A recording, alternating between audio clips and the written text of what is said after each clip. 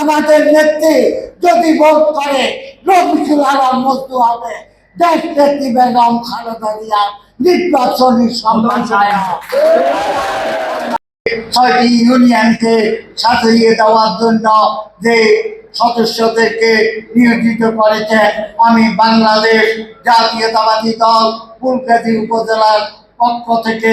আন্তরিক শুভেচ্ছা অভিনন্দন জানাচ্ছি। তার পাশাপাশি আজকের এই মত বিনিময় সভায় উপস্থিত জাতীয়তাবাদী যুবদল ফুলগাজী উপজেলার সকল যুগ্ম আহ্বায়ক বিন্দুকে আমি শুভেচ্ছা জানাচ্ছি। আজকের এই মত বিনিময় সভায় উপস্থিত 6টি ইউনিয়নের সম্মানিত আহ্বায়ক, যুগ্ম আহ্বায়ক ও অন্যান্য নেতৃবৃন্দ, ওয়ার্ড নেতৃবৃন্দ এবং আজকের সভায় উপস্থিত সকল ক্রীড়াদেশের সূর্য সৈনিক ভাইদেরকে আজকে আপনাদের এখানে মত বিনিময় করার উদ্দেশ্য এবং কেন এখানে আপনাদেরকে একত্রিত করা হয়েছে সেইটার কারণ ব্যাখ্যা আপনারা সকল জাতীয়তাবাদী যুব দলের ফেনী জেলার শোকেস সদস্যদের বক্তব্যের মাধ্যমে আপনারা জেনেছেন যে আমাদের সব চাইতে ভালো যুবদল যদি আপনারা গত জীবন ইয়াতে ছাত্রদেরকে নিয়ে যদি যুবদলের সদস্য করতে পারেন, তাহলে আমি মনে করি জাতীয়তাবাদী যুবদল অত্যন্ত শক্তিশালী হবে। আমাদেরকে আমি সম্মানিত সদস্যবৃন্দের কাছে 17 বছর বাংলাদেশ জাতীয়তাবাদী দল রাষ্ট্রীয় ক্ষমতার বাইরে অন্যায় অত্যাচারের শিকার অনেক ওয়ার্ড আছে, অথবা ব্যাপক সদস্য পাওয়া যাবে না, কিন্তু আমাদের সদস্য কম, কিন্তু আমাদের যে যোগ্যতার ভিত্তিতে এবং আমাদের যেসব সত্য, এই সত্যের ভিত্তিতে যাদেরকে অন্তর্ভুক্ত করা হবে, আমাদের ব্যাপক সদস্যে আমাদের প্রয়োজন নাই আমি আমার দৃষ্টিতে আমি মনে করি। সুতরাং আজকে আপনারা জানেন, আজকে বাংলাদেশ জাতীয়তাবাদী দলের 1918 সালের নির্বাচনে বাংলাদেশ জাতীয়তাবাদী দলের প্রার্থী হিসাবে তৎসময় বিএনপির ভারপ্রাপ্ত চেয়ারম্যান তারেক রহমান ফেনীয়াকের সকল নেতৃবৃন্দকে নিয়ে সেখানে ঘোষণা দিয়েছেন রফিকুল আলম মজনু 18 সালের এমপি প্রার্থী।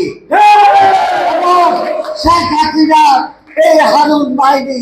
আলিম বাহিনী, নিজাম আজারির বাহিনী, সদর বাহিনী, সোহেল বাহিনীর অত্যাচারিত হওয়ার পরও সে 18 সালের নির্বাচনে প্রতিটা ভোট কেন্দ্রে রফিকুল আলম মজনু আমি দেখেছি সকালবেলা গিয়েছেন এবং ভোট না থাকলেও সে গিয়েছেন, নিজের খোঁজ খবর নিয়েছেন। তারপরে 18 সালের পরে আমাদের ভারপ্রাপ্ত চেয়ারম্যান তারেক রহমান আবার ফেনীয়াকে ডেকে বিএনপির কেন্দ্রীয় কার্যালয়ে ঘোষণা দিলেন, আমি পরবর্তী নির্দেশ না দেওয়া পর্যন্ত ফেনীয়াকের আমার প্রতিনিধি, আমার ফেনীয়াকের সমন্বয়ক হিসাবে রফিকুল আলম মজনু আমার প্রতিনিধি হিসাবে আপনাদেরকে দেখবে। আমরা সেই থেকে এই রফিকুল আলম মজনু আমাদের সকল আপদ বিপদে আমাদের পাশে ছিল, পাশে আছে, ভবিষ্যতেও থাকবে। আমরা আমাদের নেত্রী যদি ভোট করে রফিকুল আলম মজনু হবে, দেশ নেত্রী বেগম খালেদা জিয়ার নির্বাচনী সম্মান। আমরা আমাদের 54টা ওয়ার্ডে বাংলাদেশ জাতীয়তাবাদী দলের পক্ষ থেকে আমরা প্রতিটা ঘরে ঘরে জিয়াউর তারুণ্যের অহংকার তারেক রহমানের এই 31 দফার নির্দেশ আমরা প্রতিটি ঘরে ঘরে গিয়ে বেগম খালেদা জিয়ার সালাম দিয়ে, তারুণ্যের অহংকার তারেক রহমানের সালাম দিয়ে, ফেনীয়াকের সমন্বয়ক রফিকুল আলম মজনু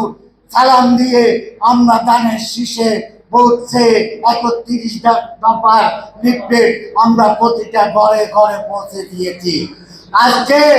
আপনাদের জাতীয়তাবাদী যুব দলের আপনারা যারা এখানে একত্রিত হয়েছেন, আপনারা কি এই আহ্বায়ক ফরিদ আহমদ ভুঁইয়া, যুগ্ম আহ্বায়ক শাহিন এবং অন্যান্য সকল যুগ্ম আহ্বায়কের নেতৃত্বে আপনারা কি ঐক্যবদ্ধ? সবাই একসাথে বলেন ঐক্যবদ্ধ হলে আমরা তারেক রহমান যতক্ষণ পর্যন্ত নির্দেশনা না দিবে আমরা রফিকুল আলম মতো নেতৃত্বে ফুলগাজী উপজেলা বাংলাদেশ জাতীয়তাবাদী দল, জাতীয়তাবাদী যুব দল, জাতীয়তাবাদী ছাত্র দল, জাতীয়তাবাদী সকল অন্য রাজনীতি সংগঠন আমরা রফিকুল আলম মতো নেতৃত্বে দেশ নেত্রী বেগম খালেদা জিয়া তারেক রহমানের পক্ষে কাজ করে যাব। এই অঙ্গীকার ব্যক্ত করে আপনাদের সবাইকে ধন্যবাদ জানিয়ে এবং ঐক্যবদ্ধ থাকার আহ্বান জানিয়ে আগামী 24 ফেব্রুয়ারির নির্বাচনে সকলকে আন্তরিকভাবে কাজ করার উদাত্ত আহ্বান জানিয়ে এবং দলকে সুসংগঠিত করার জন্য সদস্য বরং পূরণ করার আহ্বান জানিয়ে প্রতিটা ওয়ার্ডে যাতে